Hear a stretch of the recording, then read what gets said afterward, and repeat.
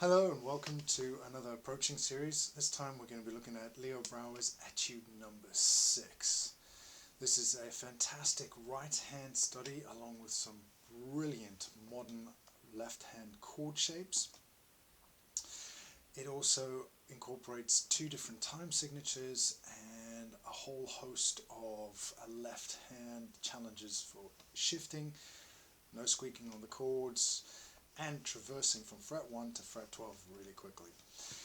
So let's take a look and dive in. Okay, welcome to Leo Brouwer. Straight off the bat, I'm going to give you the top tip here so that you don't need to watch the rest of the video, and that is the same as the top tip I gave for Etude number 1 for Villa-Lobos in that lesson. And the top tip is separate your hands. Practice your right hand separately from the left hand chords. It is a much quicker way of getting into the piece than trying to struggle by putting the chords down and doing the right hand at the same time. Okay, so practice your right hand with the Mighty 5 rhythms that I've already done a lesson on, and you will be chocks away as opposed to trying to learn the chord shapes and the right hand pattern at the same time. Make it easy on yourself. Right, with that said and done, the other thing I want to say is this piece is fantastic entry to Villa-Lobos Etude number 1. It's a much simpler version. It has a right hand continuous pattern again, which is quite challenging, and it's easier than Villa-Lobos for one very good reason: there are no bar chords. Alright, Villa-Lobos has a ton of bar chords in it, as well as using an entire fretboard and some other extra technical stuff. Leo Brouwer doesn't, which is probably why it is still at grade 5 for your ABRSM exam. It's a fantastic piece, and I think it's been in there for the last 3 syllabuses, maybe even longer. So let's dive into the right hand patterns. Okay, so again, straight off the bat, we're going to dive in with the right hand pattern. I'm going to use a smartphone so that you hopefully should see a nice close-up of it. We'll swap angles in a minute. It should be just about there, and let's go.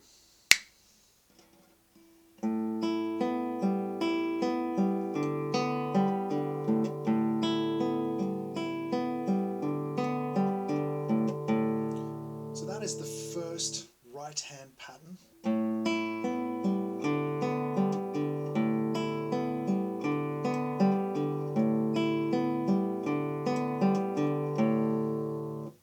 And again, here is the first pattern.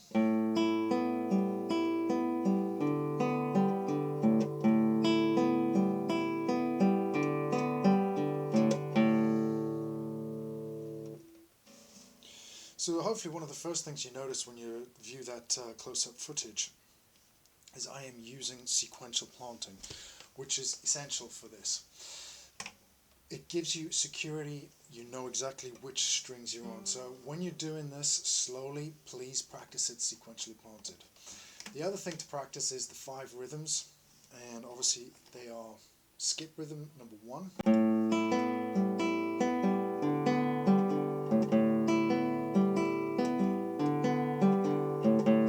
Okay, skip rhythm number 2.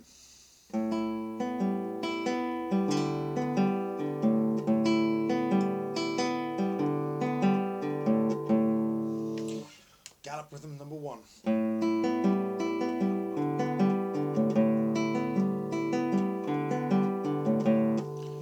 Gallop rhythm number 2.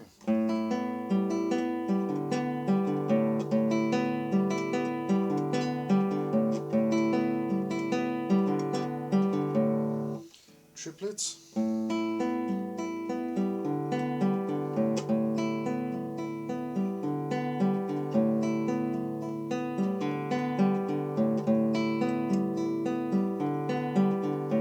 And then obviously now we're into semiquavers.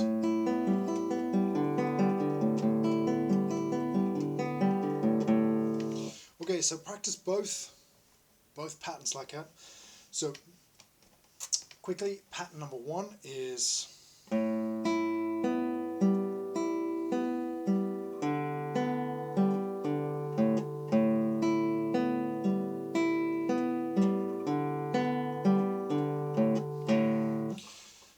top tip for practicing this: break it into 4 note groupings if you can. So 1, 2, 3, 4.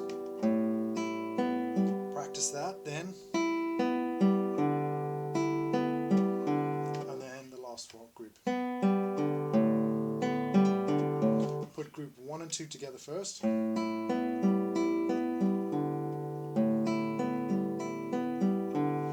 then group 2 and 3 together.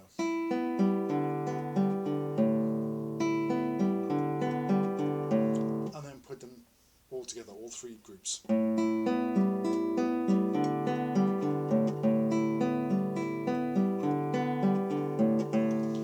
All sequentially planted, all nice and slow, all open strings, so that you can concentrate fully on this hand and not worry about your left hand.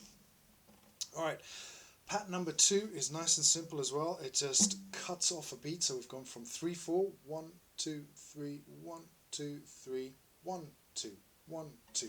So it almost feels like it's sped up a little bit, which I suspect is what Brouwer's intention was, because it's on the end of the piece and it kind of pushes it home. Alright, so pattern number 2 is...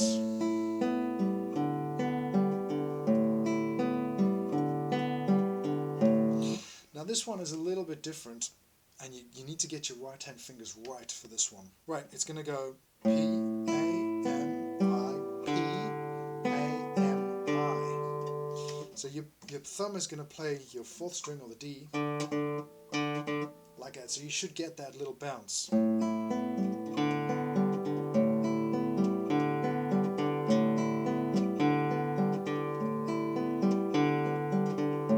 That's a little middle voice in that section, so bear that in mind.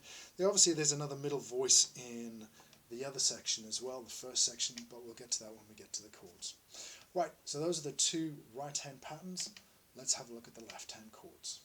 Alrighty, so the left hand chords are lovely and easy for this piece, but they're also beautiful. Oh man, Brouwer's chosen the sweetest notes, and he's made sure that they sort of clash with the open E string and the open A, which is done as a sort of constant throughout the first section.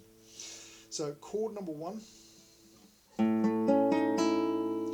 4, 3, 1. Now the trick to chord number 1 and chord number 2 is to have your second finger pre-prepared on the G for chord number 2. So chord number 2, you just have to take a 4th finger off. Alright, the next chord, I've changed the fingering here, so keep up with my fingering if you want in the booklet. It's 1, 3, 2, so 1 on the F sharp, 3 on the C, 2 on the D sharp, which makes it simple to move into chord number 4. Same shape, and then chord number 5. Alright, so that you're floating down from these chords, and then 1 and 2 are a constant throughout there. So then what you need to do for the next chord, leave your 4th finger down as an anchor. So it goes from A major 9 to A minor 9 there. You can't miss that change. It's very dramatic. Right, from the A minor 9 we move into the G. Okay, so it's G with the suspended 4th. From the G chord, we move into the F sharp. Alright, F, A, so it's a 4th again. The B suspended. Then we're into F natural. This could probably be thought of as a D minor chord.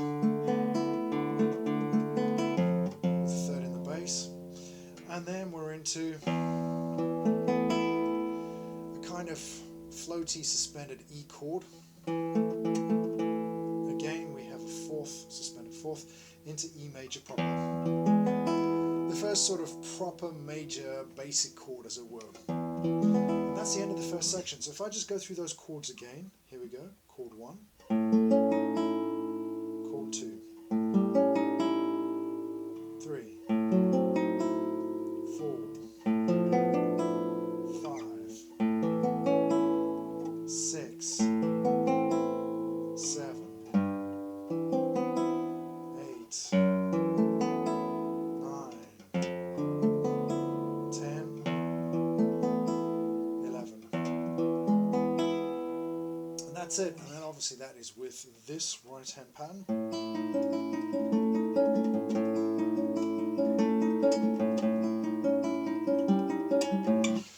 And if you remember, like I said in the introduction, there is a middle voice to be aware of, okay? So there is this.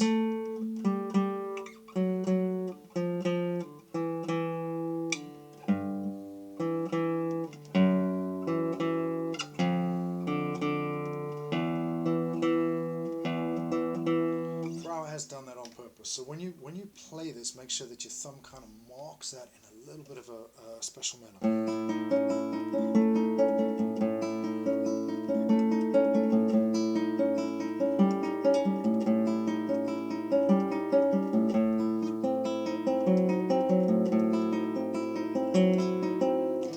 Just floating as it flowed through, and even on this chord here, once you change and it moves.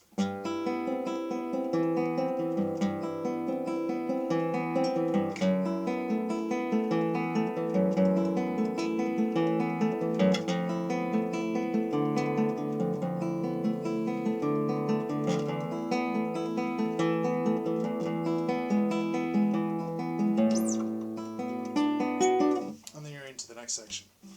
Okay, so that is section 1's chords done. Let's have a look at section 2. Okay, section 2. So the first chord out, you've shifted from here.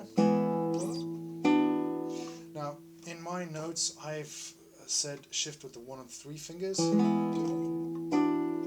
But, I mean, that's quite a squeeze up at that fret. And in Brouwer's original, he's got 1 and 2.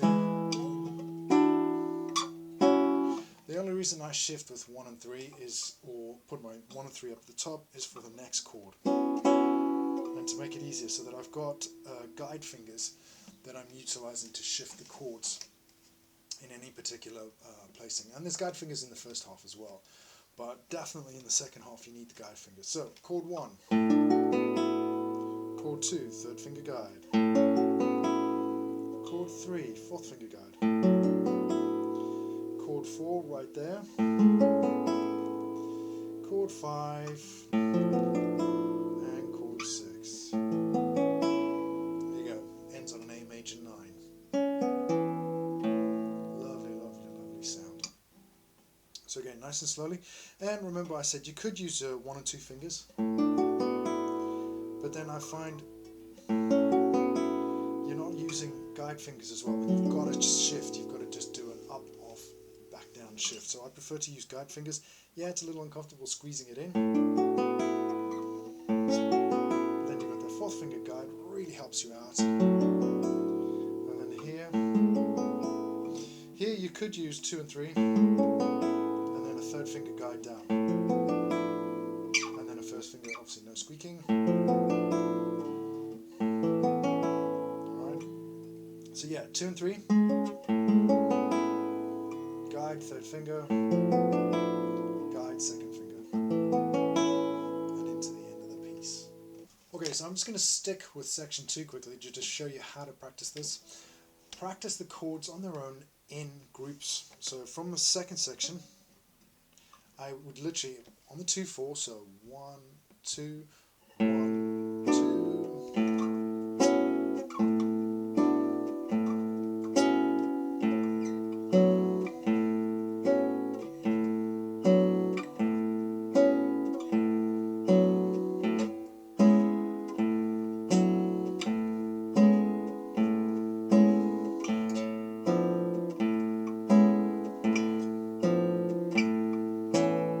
Practicing them in groups of 2s, and then literally you then obviously practice them in groups of 3s.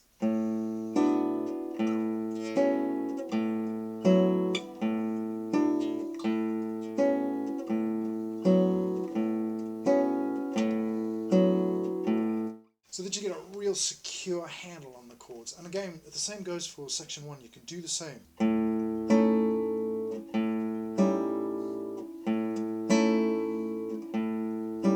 2 to 3, 3rd finger guide,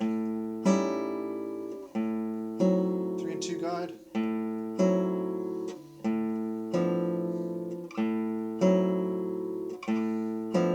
2 guide,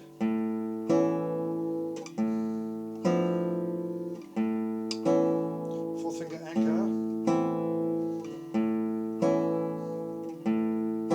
4th finger guide. so forth and so on, so that you're really clear about where your guide fingers are, where your anchor fingers are, and more importantly where the chords are, and you're getting, hopefully, clear sound, not this. So make sure that your notes are up. And that's your left hand, that's left hand tone. Alrighty, let's just take a quick look at some of those changes. Alrighty, there are only really two challenging shifts in this piece. The first one is from the A minor 9 into the E13 chord. So this chord here to here. Now the trick first thing is leave your fourth finger down as a guide to provide not only just a guide but stability, so that once you've got. Second thing is you need sequential planting in the left hand. You only need the second finger down straight away and then the first finger. So don't try and put all your fingers down at once. Once you got that sorted, let's practice it at quaver speed and just chunk that shift, which I've already done for you in the guide.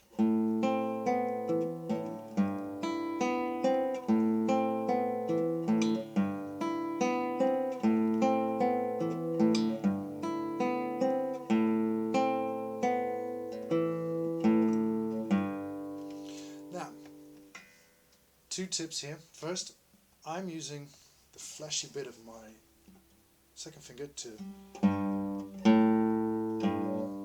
you see, to stop that string. The other way to stop it is to do a rest stroke on the G.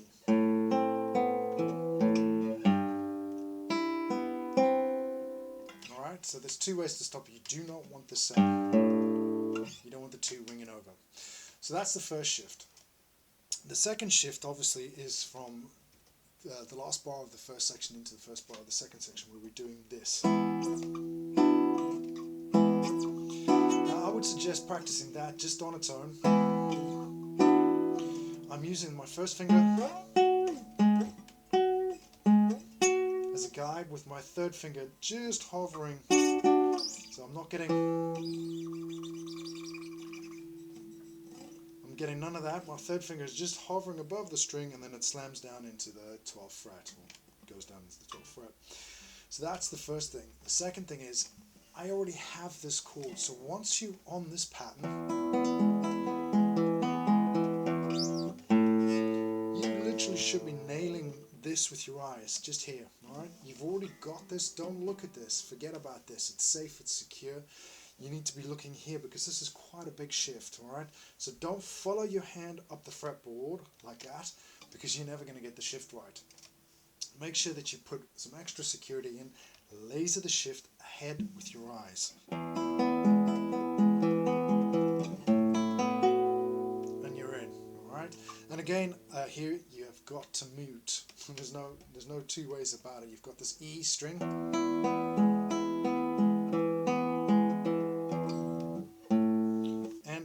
The side of my thumb there, so I've got the E and I go in, stop, play. It's a technique that you need as a classical guitarist. So there's actually quite a lot in this piece, and not only is there shifting and a continuous right hand pattern, you have to have fine thumb control. Alright, so those are the two shifts. What you need to do is then just make it into a drill where you drill those two bars.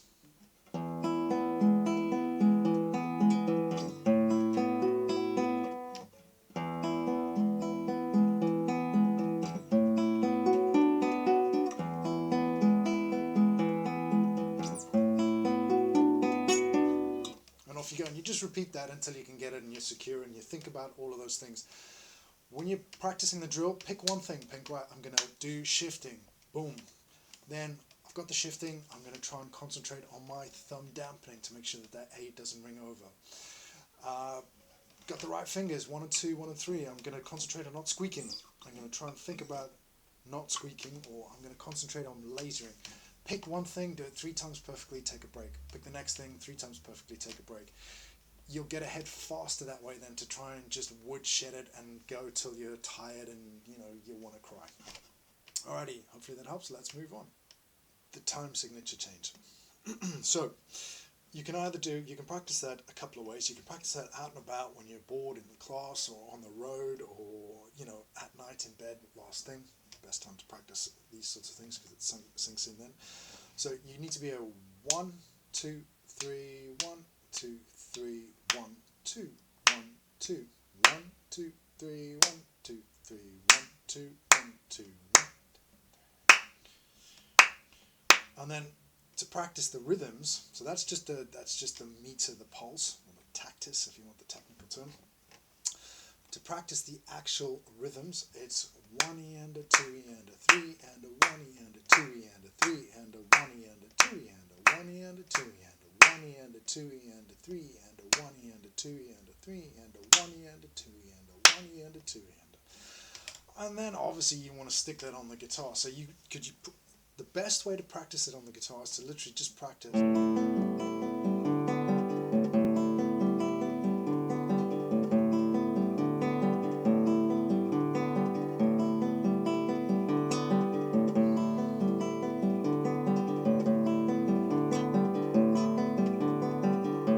So that's just the 2 open string rhythms, and I'm nailing it, and it's easy for me because I've done this work before. So that's what you're aiming for. Open strings, nice and easy.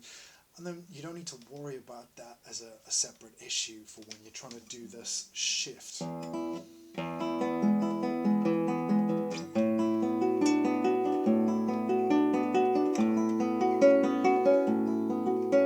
It's there, it's natural, and you chocks away, and you just need to think, right, yeah, laser my eyes.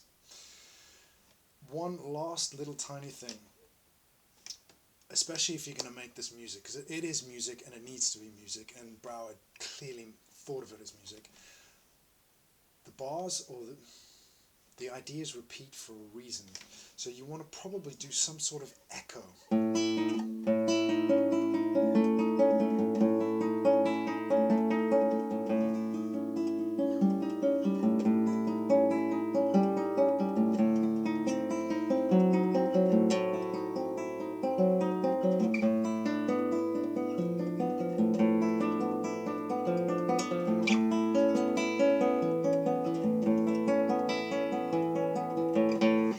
And so forth. Now, I've obviously done Tasto to Ponticello, but it could easily go the other way.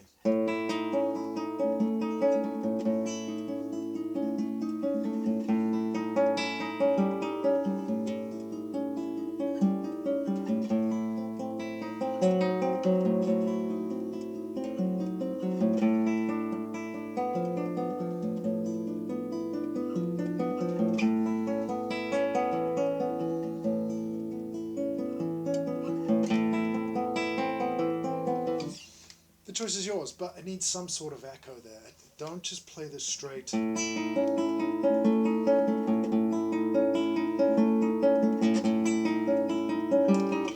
Because it doesn't really fit the idea. And again, this kind of goes into the Villa-Lobos. The Villa-Lobos has the same idea. Villa-Lobos obviously repeats the same thing. It's 2-bar phrases with each chord.